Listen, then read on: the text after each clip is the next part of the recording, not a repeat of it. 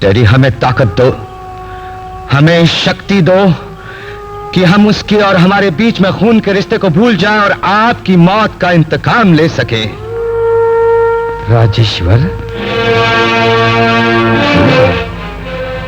हमारी डैडी का कत्ल करने के बाद, हमारे दिल में बदले की आग भड़काने के बाद तुम्हारी हिम्मत कैसी हुई कि तुम इस तरह हमारे सामने खड़े रहो? शमशान में अगर दुश्मनों का भी सामना हो जाए तो दुश्मनी को भुलाकर मौत जो जिंदगी का अंजाम है उसके बारे में सोचते हैं, बैराग और सन्यास के बारे में सोचते हैं। आज वही वक्त हम दोनों के बीच में आ गया है। दुश्मनी को बुलाकर एक बार मेरी सच्चाई को सुन लो राजेश्वर। अरे तुम्हारे पास है क्या कहने के लिए? हाँ, तुम्हारे दिल की भड़कती हुई आग ठंडी हो चुकी है, लेकिन हमारे दिल की आग अभी तक भड़क रही है और ये उस वक्त ठंडी होगी जिस दिन हम तुम्हारी लाश को चिता की जलती हुई आग में देखेंगे। तुम बदले की आग में अपने अंदर के इंसान को जलाकर हैवान मत बनो। आज तुम्हारी बातों में वो चिंगारियां नहीं रही, क्योंकि तुम्हें जिंदगी से प्यार हो गया, इसलिए तुम मौत से डर कर बुज़दिलों की तरफ बातें कर रहे हो। मौत से डर? और मुझे? मैंने उस वक्त जन्म लिया जब एक बहादुर इनकलाबी जिंदगी की आखिरी सांसें ले रहा था। मैंने तो पैदा होते ही मौत का मुंह देख लिया था। हम तो मौत से लड़ लड़कर बचपन को जवानी तक लाए हैं। तुमने तो ऐश की और हमने रूखी सुखी खाकर जिंदगी का सफर तय किया है। तुम मेरा मुकाबला नहीं कर सकते मेरे दोस्त। बहुत घमंड है तुम्हें अपनी ताकत पर। हाँ, तुम्हारे मगरूर सर को कुचल कर, अपने पांव तले रौंद कर, अधमरी लाश बनाकर कानून की ठोकरों में फेंक देंगे।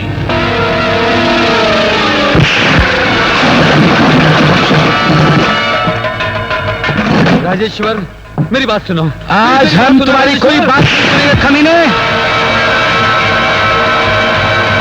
राजेश्वर, अगर तुम्हारी यही मर्जी है तो यही सही।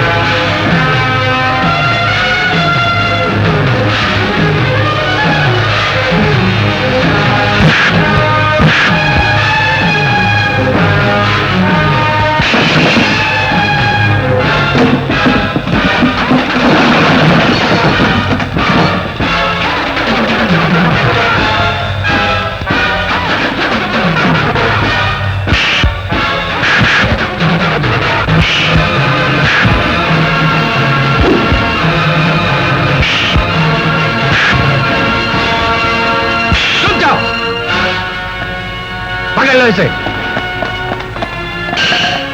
राजेश्वर, आज जो हुआ उसके लिए तुम्हें पछताना होगा। अभी भी वक्त, अपनी आंखें खोलो, दोस्त और दुश्मन की पहचान करो। राजेश्वर, ले चलो से।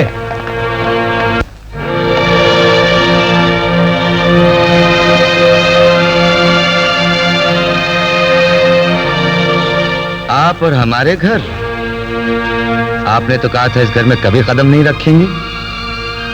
आज आप अपना वादा कैसे भूल गए?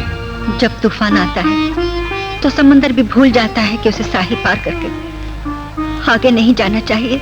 तूफान तो इस घर में आया चाची, बर्बादी तो इस हवेली की हुई है।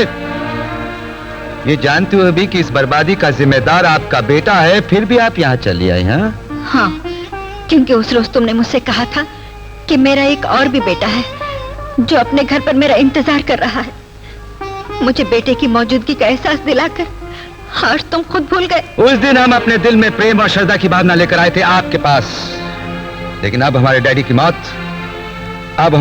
मौत ने हमारे दिल में नफरत और इंतकाम का जहर बच दिया है। मेरे बेटे के लिए तुम्हारे दिल में जो जहर भरा है वो गलत है, क्योंकि मैं अपने बेटे को अच्छी तरह से जानती हूँ। वो दूसरों के लिए अपने खून की कुर्बानी दे सकता है, लेकिन किसी का खून नहीं कर सकता। वो किसी का खून कर सकता है या नहीं, यह अदालत फैसला करेगी। हाँ, अगर आपका बेटा निर्दोष निकला तो हम आपको चाची नहीं माँ कहकर पुकारेंगे और जिंदगी भर आपकी पूजा करेंगे। बस मेरे लिए तुम्हारा इतना कह देना ही काफी है। मैं बड़ी उम्मीद लेकर तुम्हारे दर पर आई हूँ। मैं जिंदगी में सब कुछ खो बैठी हूँ। एक ही है जिसके सहारे जिंदा हूँ, उसे देख देख कर जी रही हूँ। एक ही तमन्ना है कि उसके कंधों पर इस दुनिया से चली जाऊं, उसे किसी भी तरह कानून की गिरफ्त से आजाद करवा दो।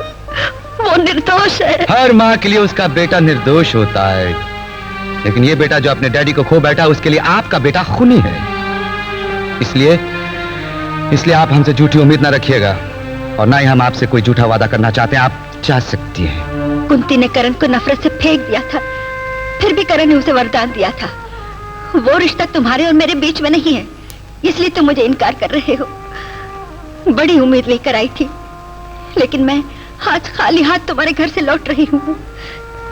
ये माँ जिसने आज तक ना जाने कितने गुनाहगारों, कितने कातिलों को माफ कर दिया, जिंदगी का हर दुख खामोशी से सहती रही, लेकिन बेटे का यह गम बर्दाश्त नहीं कर सकती।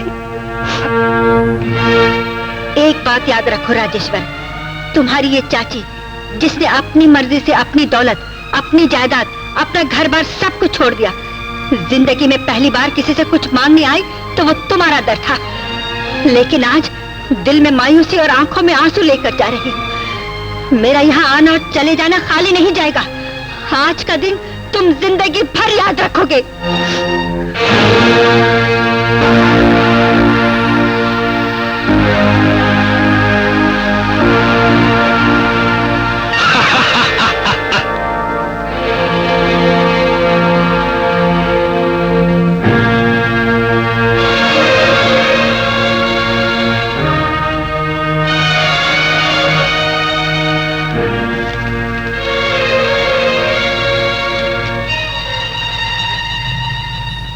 शीला, जरा यहाँ आना।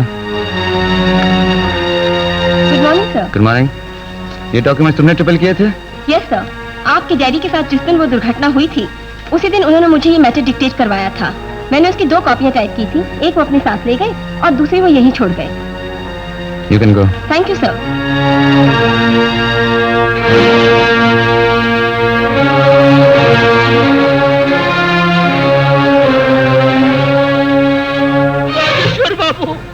मुझे माफ कर दो। ये क्या कर रहे हो शर्मा जी? क्या हुआ? राजेश्वर बाबू, ऑफिस से उस रोज रुपए मैंने चुराए थे और इल्जाम तिलक पर लगा दिया था। क्या? जी हाँ, क्योंकि उन्होंने मेरी बेटी की शादी करवाने का वादा किया था, लेकिन भगवान ने मेरे गुनाहों की सजा मेरी बेटी को दे दी। उसकी जिंदगी बर्बाद हो गई। ये देखिए, ये खत।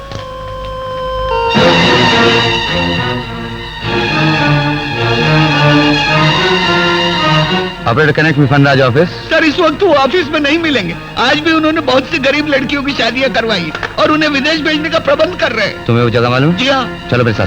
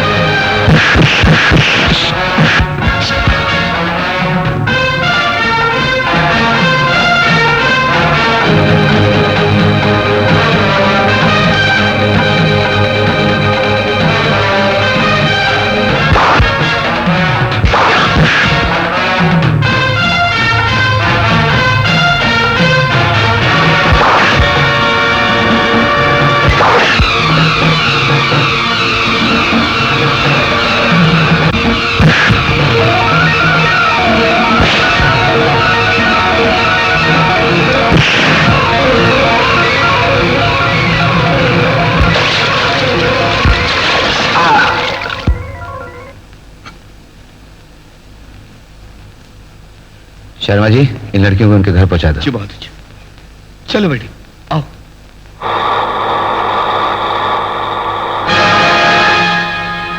मिस्टर राजेश्वर, डरो नहीं। हम हैं तुम्हारे पुराने दोस्त मिस्टर नागपाल। तुमने हमारी बरसों की दोस्ती को ठोकर मारकर हमको जेल भिजवा दिया था। आज हम जमानत पर जेल से छूट कर आए हैं। और मिस्टर राजेश्वर, एक बात मेरी अच्छी तरह से कान खोलकर सुन लो। आज हम तुमसे बदला लेकर हमेशा हमेशा के लिए यहां से कहीं दूर चले जाएंगे। चलो गाड़ी तेज चलाओ और उस वैन का पीछा करो।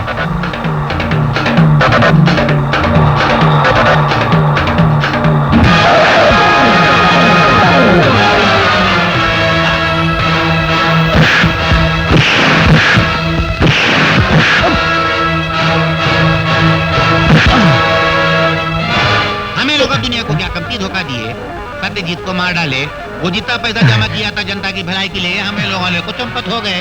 उसके बाद आपको धर्मराज से हाथ मिलाए, उसके धंधे में उसके पार्टनर, उसके बाद कोतवाल को मुंह पे चिपका को बैठ गए।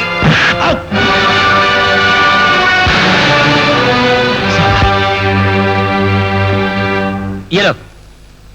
हराम के वो कैसेट जल्दी लेको आना। Daddy, daddy. तू तो ऐसे भाग को आ रहा है जैसे मरते आदमी के पीछे महाराज भाग को आता। काय को बोमले मारा रे? अरे शुभ है या अशुभ, जल्दी बोल। अरे आज शुभ है तभी तो भाग के आ रहा हूँ। वो जो हरामजादा शर्मा है ना, उसने राजेश्वर को हमारे सारे सिगरेट बिजनेस के बारे में बताया। और सुनो, राजेश्वर के पास वो कैसेट भी है जिसके अंदर तुम सब लोगों की आवाज टेप की हुई है। तो मैं लोग ठहरो, मैं खुदकुशी करके आता हूँ। अबे बैठ। वो कैसेट उसे कहां से मिला? वो कैसेट धर्मराज की गाड़ी की टेप रिकॉर्डर में लगा हुआ था। यू ब्लडी इडियट, तुम तो कहते थे वो कैसेट लाकर हमें दोगे, इसके लिए 1000 रुपए हमसे एडवांस ले चुके हो, हैं? अब वही कैसेट राजेश्वर के हाथ लग गया, बेवकूफ। आप फिक्र मत कीजिए, सिर्फ 5000 रुपए और दे दीजिए। इसके अलावा फिर देखिए राजेश्वर से वो कैसेट में किस तरह उड़ा के लाता। अरे मैं तेरा मुंह तोड़ कैसेट के पट्टे ला, हमारे दिया हुआ पैसा। मेरी बात सुनिए। अरे पैसे निकाल, पट्टे पैसा निकाल। इसकी पैंट फट जाएगी। जाएगी। अरे जा रे को खाए। अरे अच्छा गया। रेडी। अब तक राजेश्वर और तिलक हमारी तलाश में निकल चुके होंगे, हमें घरों में ढूंढ रहे होंगे। जब तक वो हमें तलाश करते हैं तब तक हम अंदर में जाकर अपना सारा माल निकालकर इस मुल्क से बाहर निकल जाएंगे।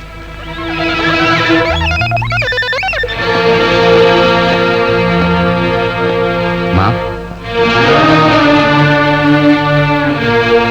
आज से हम तुम्हें चाची नहीं माँ कहेंगे।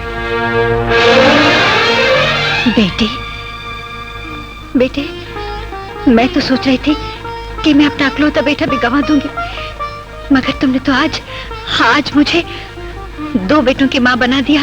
माँ, उस दिन तुम हमारे घर आई, हमने स्वागत के बजाय आपका अपमान किया।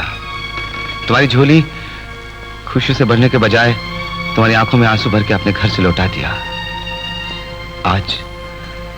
आज हम तुमसे क्षमा मांगने आए हैं।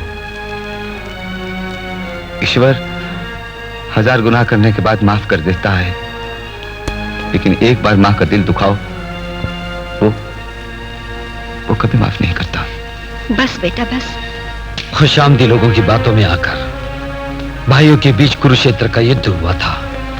इस इतिहास को जानते हुए भी हम दुश्मनों की चाल में आकर एक दूसरे के खिलाफ जंग करने को खड़े हो गए। ये हमारी जिंदगी की सबसे बड़ी भूल थी। ये वक्त पुरानी गलतियों पर पछताने का नहीं, बल्कि उन गुनाहगारों और मुजरिमों को पकड़ने का है जिनकी ये सारी आग लगाई हुई है।